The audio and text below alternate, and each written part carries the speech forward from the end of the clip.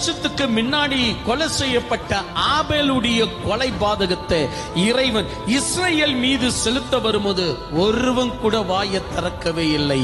அந்த நேரத்தில் இயேசு கிறிஸ்து சொன்னார், ஆபேலுடைய இரத்த பழி முதற்கொண்டு இதோ சக்காரியாவுடைய இரத்த பழி வரைக்கும் உங்களிடத்துல கணக்கு கேட்கப்படும் இந்த சந்ததி கிட்ட என்று கேட்கும் போது ஒருவன் கூட, ஏன் நாங்க என்ன இழிச்சவாயா?